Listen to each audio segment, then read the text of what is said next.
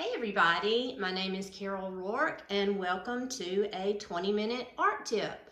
So what I'm going to do is once a week, maybe every other week, I'm going to bring you a tip for painting in 20 minutes or less to get you started, to teach you some helpful hints.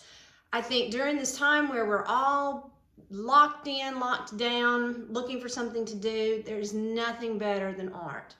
And I know as I look across videos, which there are a multitude of, I see a lot of great educational painting videos, but I don't see very many on exactly how to start from the very beginning. And I know there may be some of you out there who want to try oil painting, but may not even know where to begin. So this first little tip video is all about the beginning basics. So, we need oil paint, we need brushes, we need medium, and I'm going to explain all this. We need a surface to paint on. You don't have to have a fancy easel. You don't have to buy a huge kit of art paints. That is not necessary. In fact, honestly, the sets of paints that we see contain one or two colors that are very useful, and then a lot of time colors we never need. So you're actually spending more money than you need to. There are two different types or grades of paint. There are student grade and there are artist grade. Artist grade is obviously the more expensive. It contains more pigment. There's nothing wrong with starting with a student grade, but you want to make sure the student grade is a good one. An extremely cheap student grade is not going to be true to the color and is only going to hold you back in the long run. So I'm going to show you how you can get started with just 8 colors and white. Very simple. So stay tuned with me and let's go over here and check out my palette and some of my tools. So here we are with a basic set of some of my tools. Let's just start with paint colors. So I told you 8, right? Here they are. I have cadmium lemon, cadmium yellow medium, yellow ochre, cadmium red light, alizarin crimson, viridian hue, ultramarine blue, and burnt sienna. I also have titanium white over here in the corner. Now, if you noticed, I've squirted out more white than I have the other colors, and don't be stingy when you squirt your colors out. You could even squirt out more than I have. But when you purchase your paints, make sure you purchase a large size tube of white, the 150 milliliter versus the 37 milliliter. Now, these are all artist grade paints. Like I said, you don't have to have artist grade paints. And some of the brands that I really like are Gamblin, Utrecht, Lucas 1862 is a good medium grade brand that I love to work plein air with. And then Gamblin does a wonderful Gamblin 1980, which is a student grade paint, but it is a high quality student grade, and I recommend it to all my students. So here, you can mix anything you want with this. Now, that's a whole different lesson in itself, and I have a YouTube video on mixing, but this will get you everything you need. Okay, so what are we going to use it with? We need brushes, right? Now, I have a whole bucket of brushes sitting here on my table, but I can do everything with these 4 right here. And what you have, I have 2 nice, high quality hog bristle brushes. A number 8 and a number 6. I like Trekell and rosemary brushes. Blick master stroke brushes are great, but you want a good high quality, not a $2 brush. These are not insanely expensive, but they're not going to shed and they're going to hold their shape. I've also got a synthetic brush, which is, and these are flats. They're flat across the top. I like the shape of those the best, but it's a little bit softer than the bristles, so I use it as I go on top a lot of times. And then I have a small round brush that I can use for tiny details when needed, or I use it for signing. You're also going to need a solvent to clean your brushes. I like Gamsol. The reason I like Gamsol is because it is truly odorless. There is no odor. It has the lowest toxicity of any mineral spirit out there. I also use it to thin my paints in the beginning. There are many mediums out there that work wonders, but I use this the most.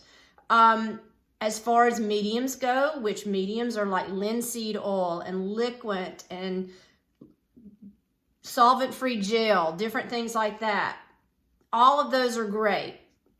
You just want to make sure that when you use a medium, and that helps your paint to flow if it's feeling a little sticky, that you use less and less of it as your paint goes on. So if you ever hear the term fat over lean, that means your paint is thinnest at the beginning, and as you build your painting up, you gain more paint and less medium. When I paint with a knife, which is another one of my tools, I use it for mixing, but I also use it to paint with. See how flexible it is? I don't use any medium at all when I use that. I strictly just use paint out of the tube. You'll need a jar, something to put your paint solvent in. I like these cans that are airtight. Some of them are very expensive, but you can also find some like this that are less expensive. I've got a disposable palette. I also have a glass palette that I work on, but the disposable is easy to clean up. You can pull your sheets off, throw them in the garbage, and dispose of them if you don't have time for cleanup. So that's our tools as far as what we paint with. Easy peasy. And it's better to buy, like I said, 8 quality paints that you've picked the colors. Yellows can be all over the place, so you need to decide on a brand you like. This is a cool yellow, this is a warm yellow. If you don't understand that, you can go back to my YouTube video on color mixing and I explain it all. Just make sure you find one you like and you stick with it, because yellows change from brand to brand.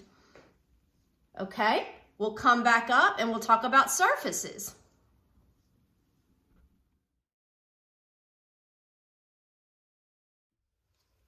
Okay, so we've talked about our tools. Now we're ready to paint. We've got our paint out, we've got our brushes, we've got our solvent. What are we going to paint on? Well, again, there are so many choices out there. I recommend if you're just starting out, don't go buy the most expensive surface to paint on. I love these books by Canson. They are strictly little canvas paper, all in a pad.